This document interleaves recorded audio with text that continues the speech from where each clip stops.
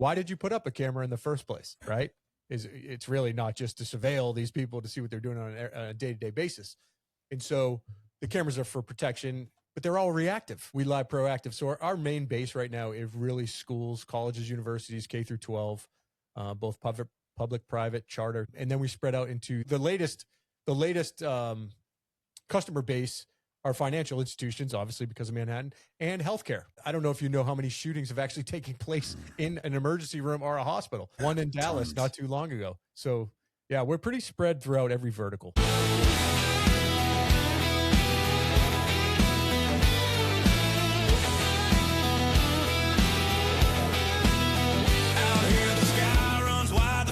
Here calls your name, where the steel meets the soil and the fire fuels the flame. We stand on the edge of tomorrow's fight, holding the line through the day and the night. Full spectrum frontiers, riding hard, standing tall, from the heart of the people to the rise and the fall. Full spectrum frontiers. Hello, everybody. Welcome to another episode of Full Spectrum Frontiers. I am your host, Bennett. Today, we have a guest. His name is JJ Parma. JJ, tell everybody who you are, what you do, and what's the best place to find you. All right. Yeah, I'm a washed up frogman. It's just kidding. Lovely. Yeah, I know. JJ Parma, thanks for having me. This is awesome. I was looking forward to your podcast. Yeah, my name's JJ Parma. I live in centrally located in the great state of Texas, Horseshoe Bay, Texas, with my wonderful wife, a family of 8 blended children, which are awesome. And 21 years, Navy SEAL. I was an enlisted guy. I went in with my degree, 1996, came out with my head down, 2017, 21 years later as an officer. I was commissioned in 2004. After I got out in 2017, I ran the streets of Wall Street, and that kind of ran its course. Great transition out if you're looking for money. Bad transition out if you're looking for the right culture. So that I think is important to veterans and people that have spent pretty much a lifetime in the military. So that was important to me. Like I said, great paycheck, bad culture, and I spent 7 years in Wall Street working for a hedge fund. And finally in 2024, that came to a head, and yeah, I was cutting down trees on the lot next door that we have in Texas. And my wife said, "We don't have that many trees, so maybe you should go find some work." And it was actually the only time I'd taken out of the military, contrary to what previous mentors had given the advice they've given me. So I completely ignored them. So it's kind of nice being off for a month or two, but you do need income. And so I wanted to find purpose, something that matched it through a SEAL network. I met a couple individuals that started a company called ZeroEyes that I currently work for. It's an AI weapons detection company. I said, well, what are you guys doing? What does this tech look like? Is that, they were at the forefront of AI technology, at least going to market with it. And so I went up to Philadelphia, did my onboarding, saw the product itself behind a skiff. For those that are not in the military, that's usually a top secret center. This is what our operations center looked like up there. Saw what they were doing, saw what it was protecting and developing, and I was blown away. Like, the technology blew me away. The first thing I said is, why is this not on every camera in the United States right now? And that's that. The rest is history. I started last January, running and gunning the state of Texas, trying to get the word out. And that's our biggest win with a startup. That's probably the hardest monumental hurdle that you have to. It's all getting the word out. I mean, I've been around Texas. Texas is a big state, as you know, 37 million people.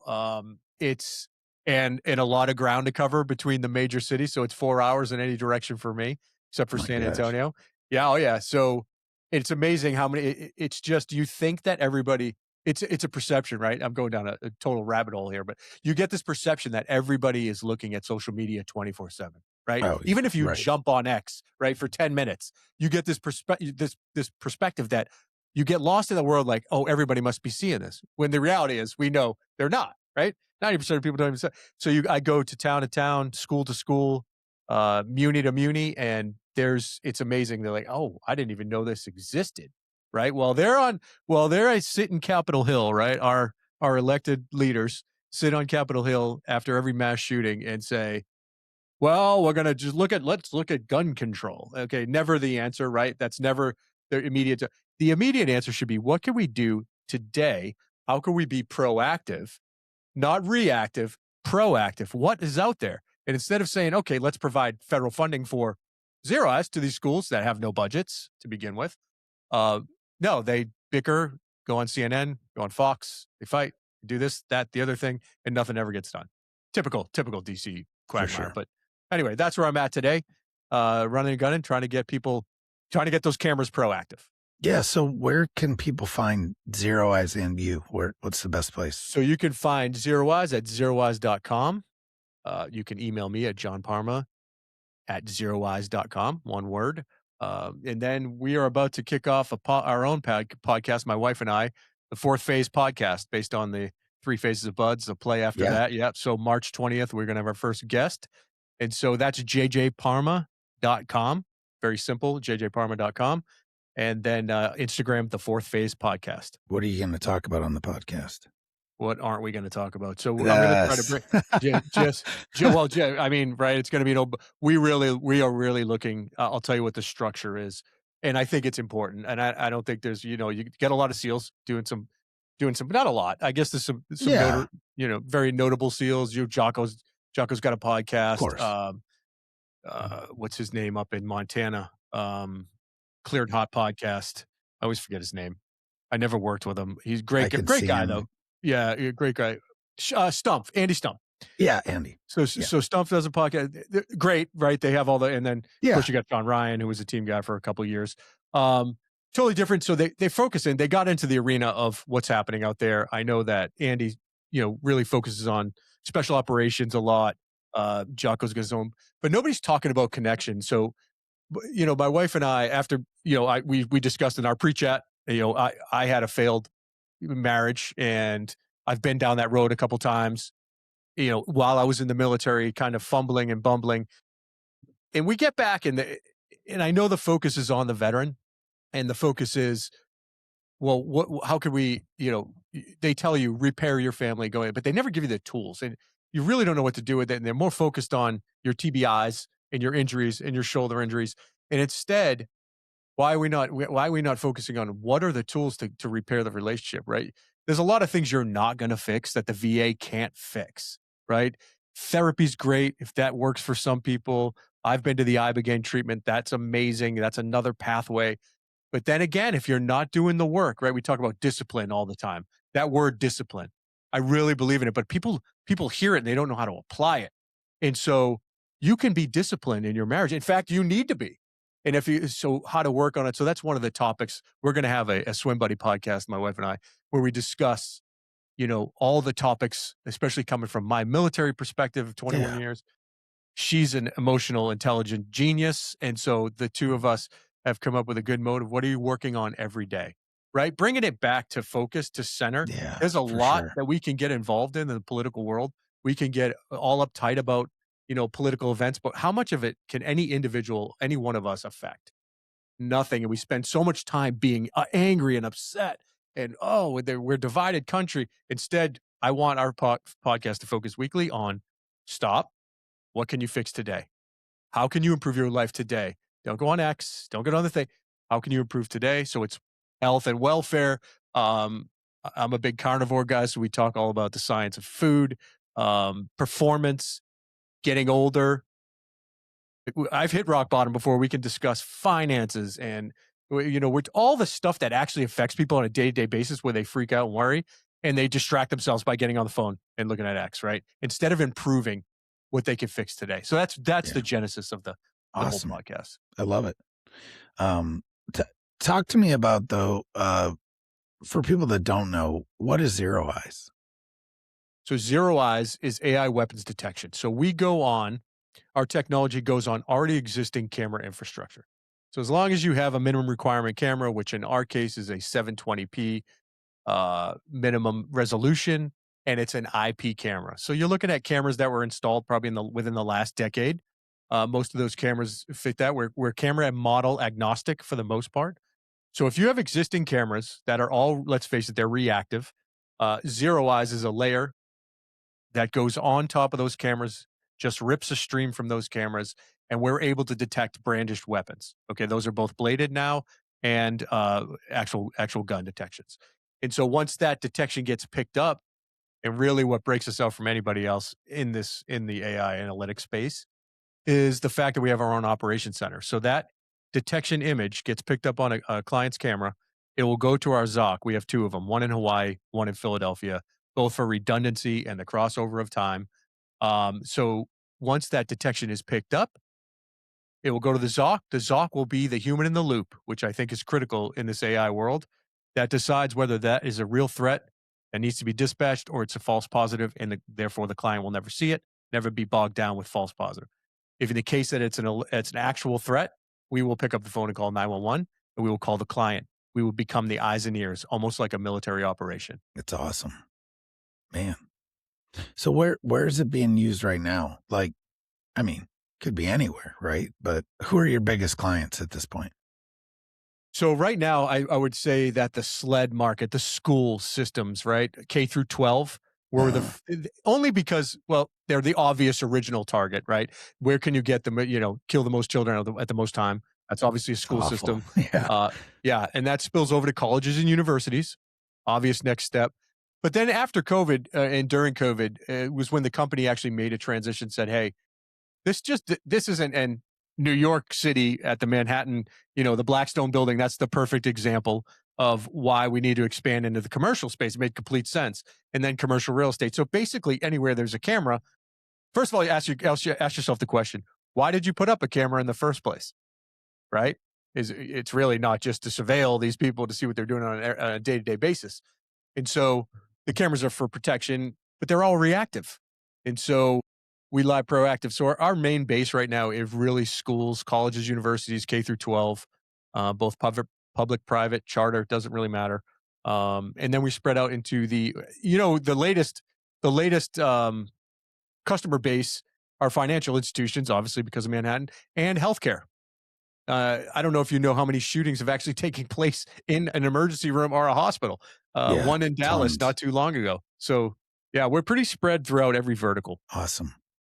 So this is kind of a question I ask everybody.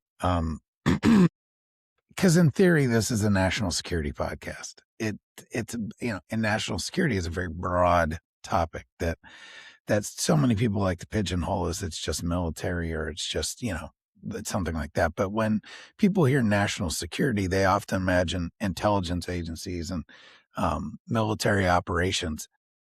How would you yourself define national security that you touch like in your day-to-day life, whether it's with you building this new podcast that will affect national security on certain levels, especially with hearts and minds of folks. Do you understand what I'm saying? Yep.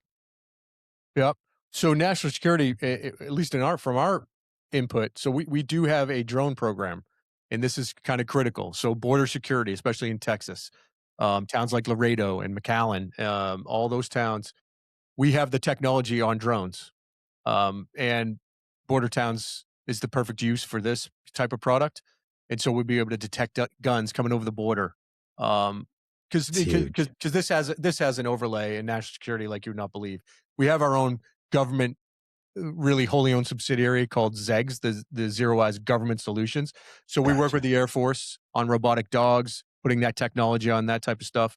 Drone program, obviously, and bases. Right, we are trying to protect our troops by getting this. You know the miracle that you need to have to get into a base, or at least the hoops that are involved. Yes, but it's worth the fight, right? It's worth the fight because there was a shooting. I don't know if you've heard of this. There was a shooting at the gates of San Antonio, one of the bases down there. Somebody opened fire with an automatic weapon on the front gate, and so this is the type of stuff we need to get for our most valuable resources, right? People and places on our bases in America. So based on your experience, I'm going to go into this a little bit. What are the biggest blind spots in how America approaches national security today, in your opinion? Biggest blind spots. That's a great question. I think, well, definitely the borders, right? We're repairing it. It's becoming better. Yeah, it's way Um, better than it was. it's way better than it was, but it's still got a lot of issues. And I can tell you our coastlines as well. I'm really, it really blows my mind how much we don't defend the coasts. People don't believe me, and I've been on some of the, most, at least up front, the most secure military bases in the world, and yet you access from the coast.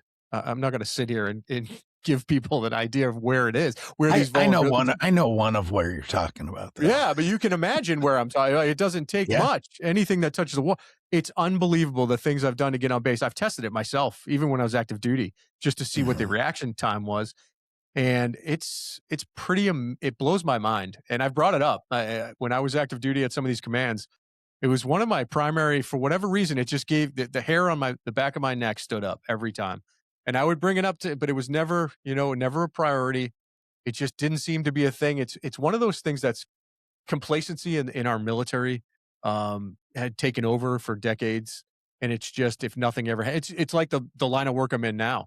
If nothing ever happened, nothing ever will type of attitude, and it's really not a matter of when. It's not a matter of if, it's a matter of when, right? So Yeah. when is it going to happen? And that to me is one of the biggest gaps, is protecting our bases at home.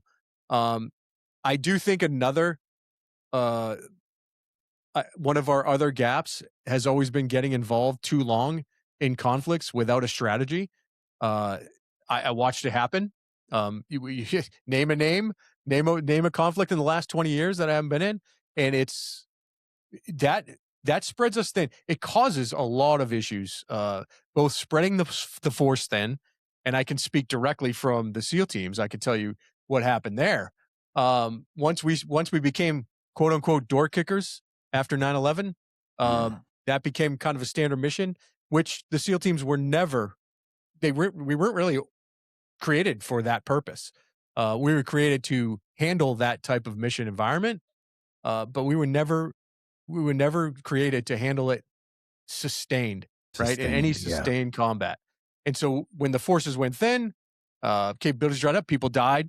I'm not going to say they died unnecessarily, but there were things that could have been prevented where individuals did not have to be where they were at that time for whatever target, right?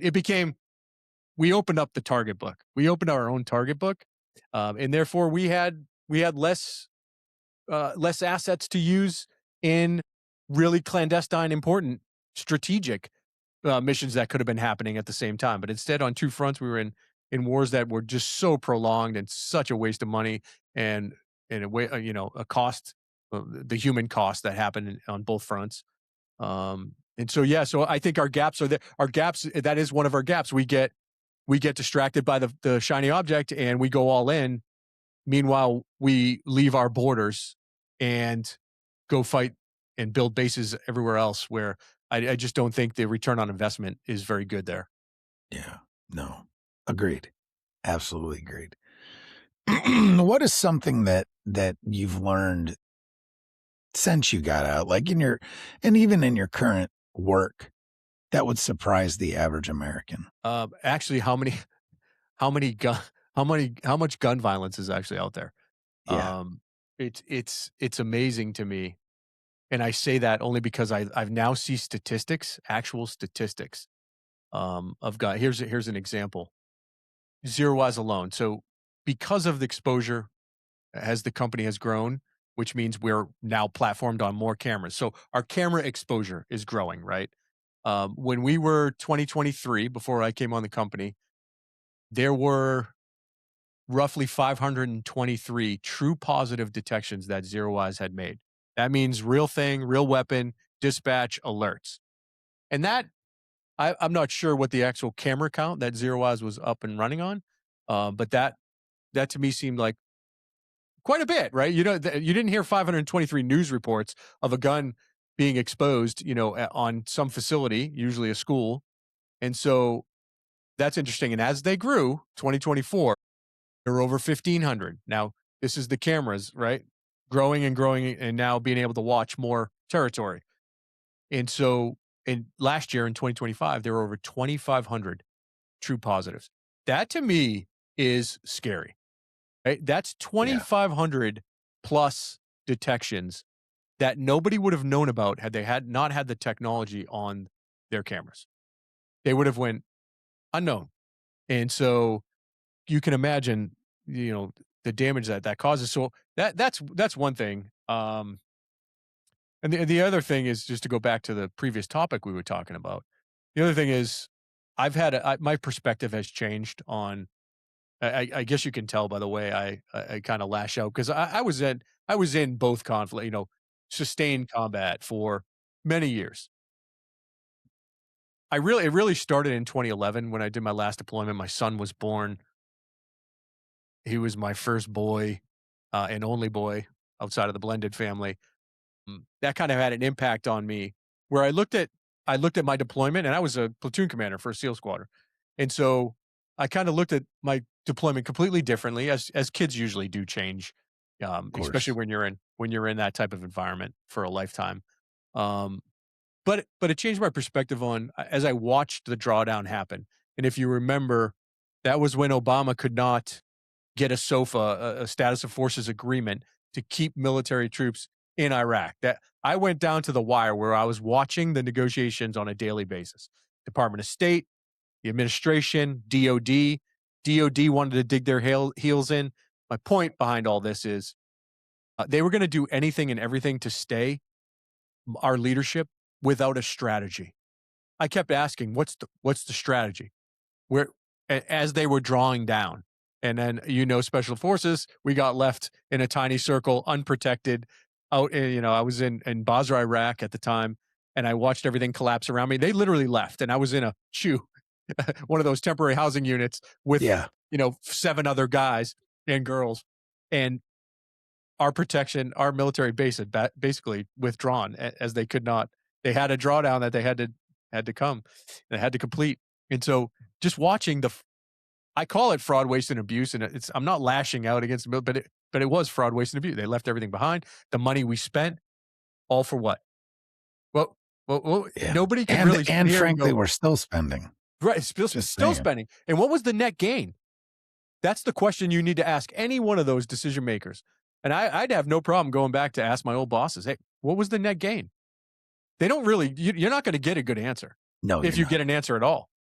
There was no net gain. And so that's a perspective, to answer your question, really changed my whole purview of how we use the military going forward. And here we are now in Iran. I don't know what your thought process is on that war.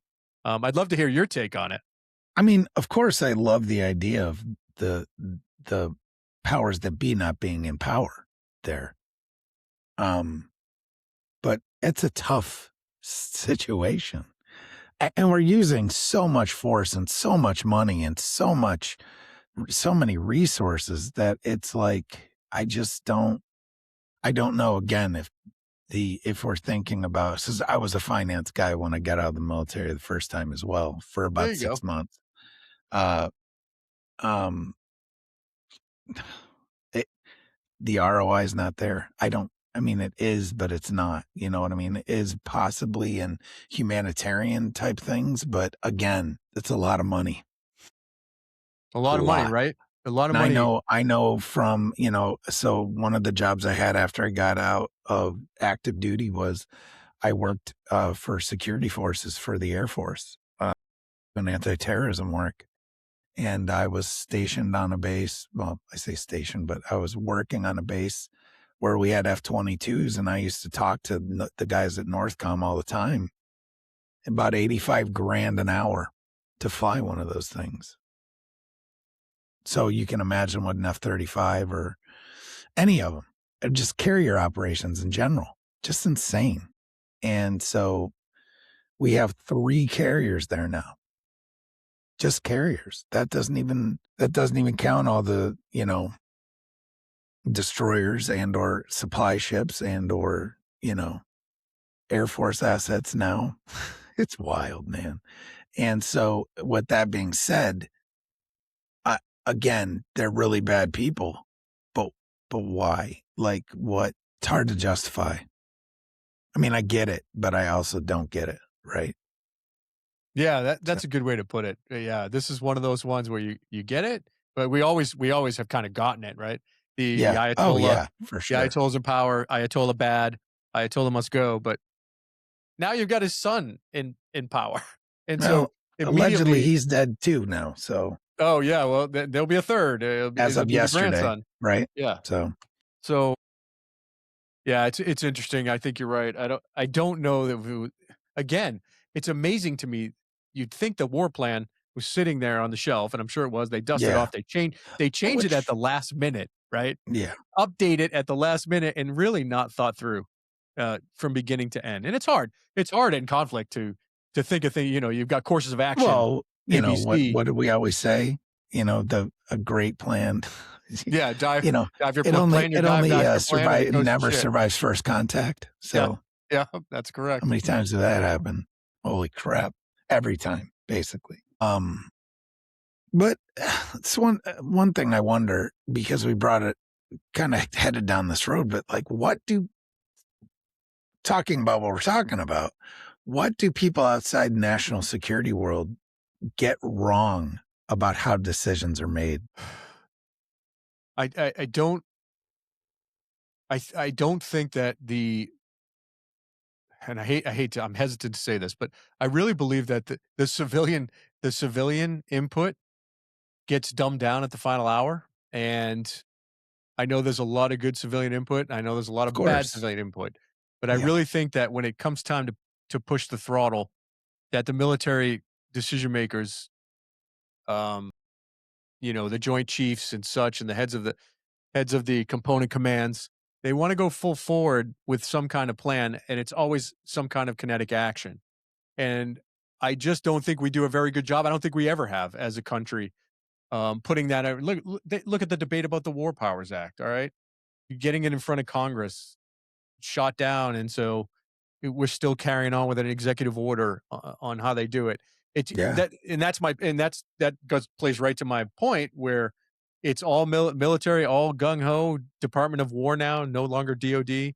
The DOW is just driving forward with kinetic strikes, and we just talked about it. I don't think that we get the civilian input, and it's a problem with the system. It's a problem with DC. DC is it is a just a circle of individuals who live inside this world that they really don't have any. I think they lose touch. I mean, look at all the people that have been there for God knows how many years and are going to Oh, die in office, absolutely. right? And Yeah. that's part of the problem. Term limits plays into this, and all this other stuff. You get no turnover in DC, and it becomes a growing mold, right? It just keeps growing and growing and has the same thought process that it always has. There's nothing fresh in DC. So, Trump was going to come in, but Trump's one man. People give the president way too much authority, right? Oh, yeah. Yeah, no That's kings, no huge. kings, and so whatever. He's never been a king. He's not a king, and our president's not designed to be a king. So it's not like there's no. I just don't think there's good moral input from another entity in the United States government when it comes time to do this, and that's a national security risk. You're Yeah. taking risk every time if it's kinetic. Um, and then we talk about the Venezuela piece again. That's a whole nother. That's a whole nother animal. That's a That's a whole whole nother animal. episode. Yeah, That's a that's whole episode on itself. completely. Yeah. My nephew's in the DEA, so I have some backstory on that. Yeah. Good friend. Yeah. I have friends everywhere, just like you do. Yeah. It's one of those things that the stuff you hear, you're just like, I think one of the things, like I've sitting here thinking about that question.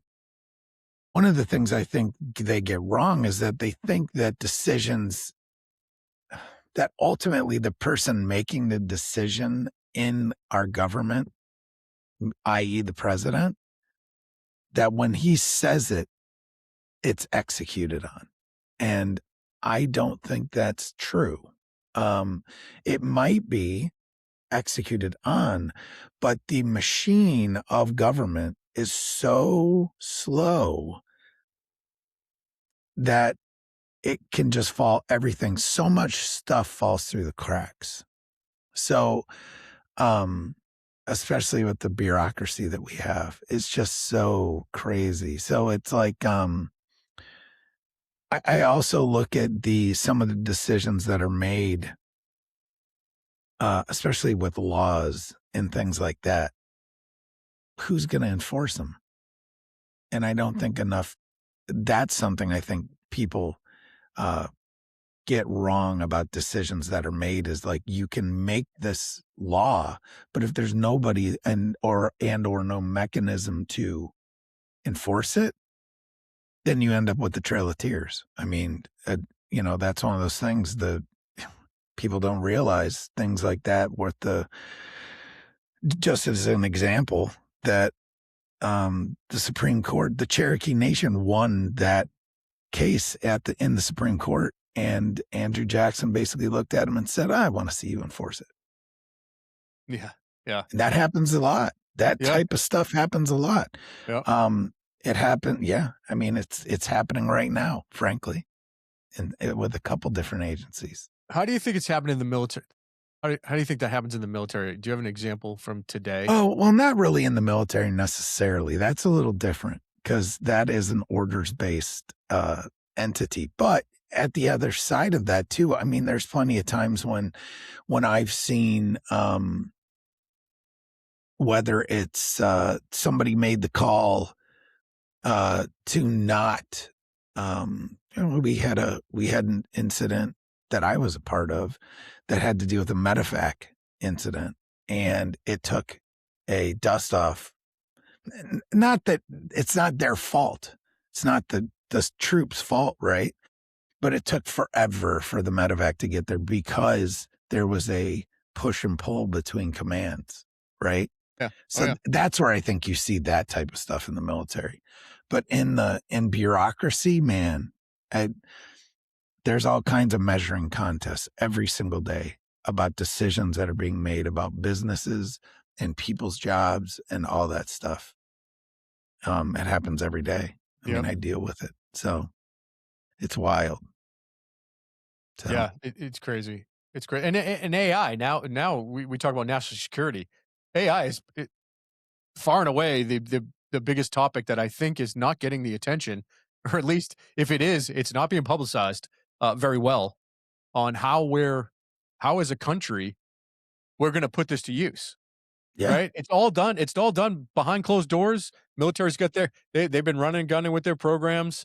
Black programs, AI as well. It's already infused, and I don't think the American public has a clue. No, absolute clue on how that's going to affect not only the battlefield, but decisions that are made at home with DHS. I mean, this is an entire series. This is like a Candace Owens series that you could do on where this is going with Anthropic and all these. All that madness that's happened over the past few days. Yeah, people don't understand. I don't think people know the players. First of all, they don't even know the players, right? It's just okay. They think it's Oracle. They think and it is all the big names. But there's companies out there now that are doing things behind the scenes that are going to affect policy. They are literally going to affect the national security of this country. And if the people don't have a say, right? These elected leaders better get smart. These people running for office today, different breed. I'll tell you right now, we're looking at a different breed of person. Now they have to worry about, okay, what's good for my constituents? And if you're a state senator, or a federal senator for one of the states, you're going to have to look at this and say, okay, how's this going to impact my state? And then you're going to be voting on the floor. How's this going to impact the country? What decisions are we going to make with AI? And the constituents have a say. I just think the people are going to get shut out here. It just looks that way right now. Mm-hmm. I mean, this is one of those situations where it's seeing more collaboration, especially with this type of stuff, between government, academia, and like the private industry in solving national security problems. It can be done, but how are we going to do it? Right. So like this podcast, I work for Montana State University, and that's kind of why this podcast exists. Right. And this is one of those things we have a lot of stuff that we do with the government, and we can get a lot of really good work done, but we deal with a lot of bureaucracy. Yeah. and it's wild. So Yep. yeah, I mean, Just at the really just at good the people collegiate doesn't just at mean the the people are collegiate bad. level. Right, yeah. Yeah. It doesn't mean the people are bad. It just means the systems. Like we really need to think about agility and like if you wanna make impacts, you can't be this lumbering old school thing. Like you've got to be able to do things and make decisions and write contracts, and procurement can't drag their feet. And I mean, we see it all the time. It's awful. Yeah. Yeah. Yeah. So public private partnerships can strengthen this country and national security, but people need to be able to do it. People need to be able to make the change. There's got to be a turnover in people's brain. And I, that kind of change hurts. Yeah. Oh, it does. A It lot of does. people. Yeah. The system does not like to be upset. And that's the problem. Yeah. So now you're venturing into like the entrepreneurial type space, I would say. So like what role do entrepreneurs, talking about AI especially, what role do entrepreneurs and engineers and innovators play in national defense now? I mean, like compared to the past. Access, right? So access is so AI has allowed or will allow access for smart individuals, ideas that would have never come to fruition. AI is accelerating that, I think, to the point where crazy, right? Yeah. So now you have a pawn in the game, right? So now you have a chip in the game, and you're like, hey, I've got this AI technology. Here's how it affects my local atmosphere, and here's how it can affect national security. I think forever, you're right. The whole contract, just to get a conversation started, forget the product.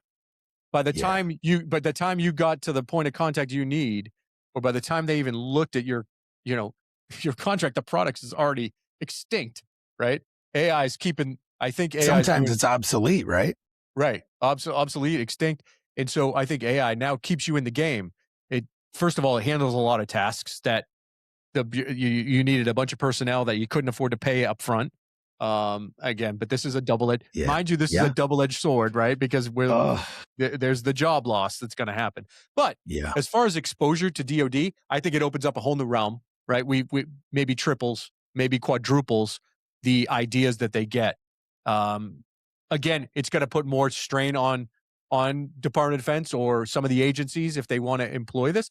But I'd rather have them have more strain in the decision-making process and have more options, maybe that aren't so narrow or nefarious or the potential to be nefarious, right? So I think AI is a game changer for entrepreneurs, being able to affect what happens with the country, defense-wise, national security-wise.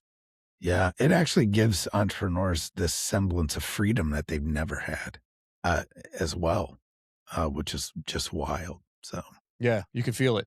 Yeah, absolutely.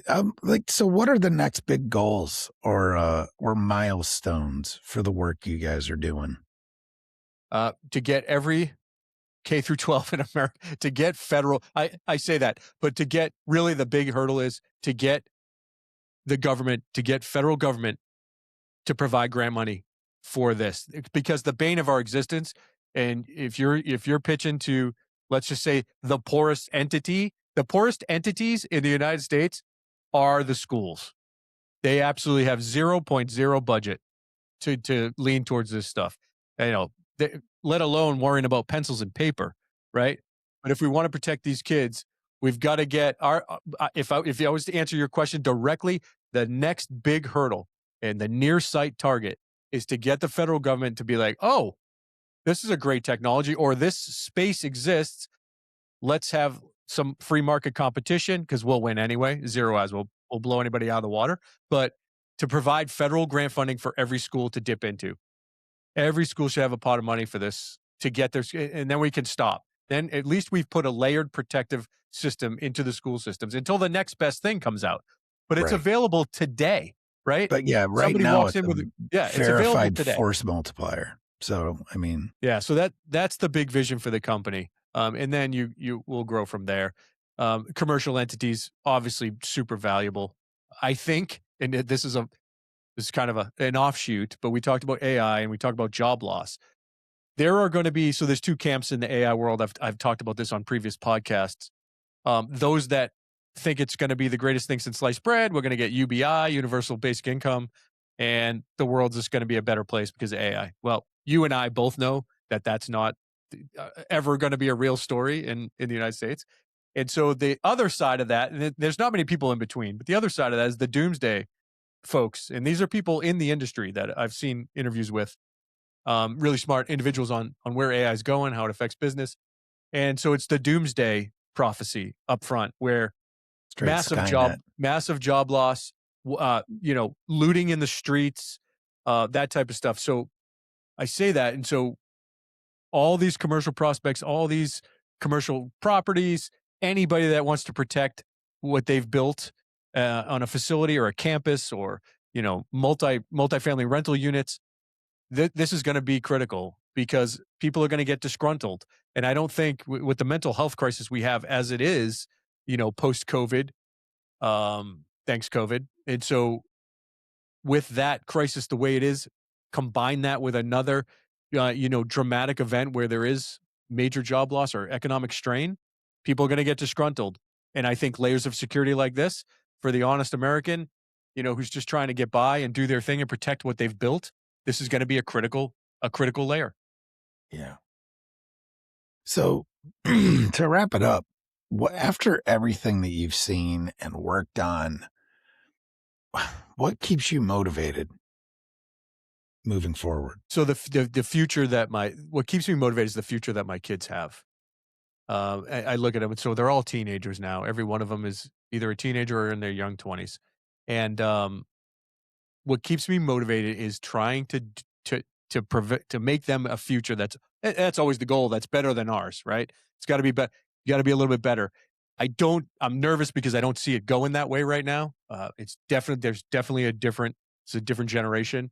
But it keeps me motivated you just you want to have a positive effect on everything that you do so that it affects the future that they have. And that's enough motivation for me. I mean, I've been around the world twice, been there, done that. Had a great run. Wouldn't change a thing. But I really, what keeps me up at night is worrying about my kid. Are my kids gonna be okay when they're 20? Yeah, they're not right. me, right? You always like to think, oh, they're gonna just model. Nobody. They're all different little beings, right? Little insurgents running around and doing their own thing. But sure, you just want them to be okay, and I just want the best environment. I don't want an environment of war, constant battle, economic strain. We all, if you're a decent parent, you of course want all this for your kid as well. Of course. So that's what motivates me. Awesome.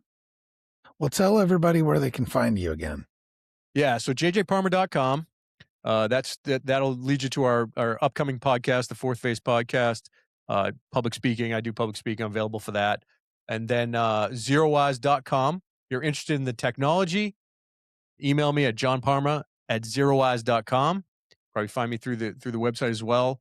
That's great on the tech. And then back to the podcast. If you want to follow us on Instagram at the Fourth Phase Podcast. Awesome. Yeah, I'll put everything in the show notes too. So JJ, thank you so much for coming on. My pleasure. It's great talking to you. It's too always quick. An honor. Always an honor to be with a vet. Yeah, man. Thanks. Appreciate it. We'll talk soon. Cheers. Carry the fire through shadows and storm. Voices of yesterday guiding us on. Echoes of duty, the call we still hear. Building tomorrow with courage, not fear.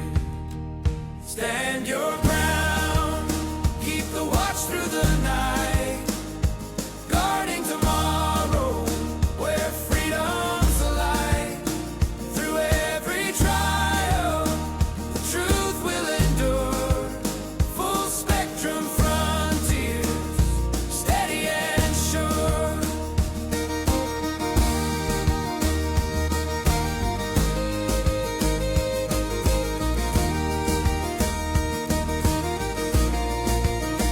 From fields Roads of the past to horizons unknown. The seeds that we plant are the future we own. Stories of valor, of lessons we've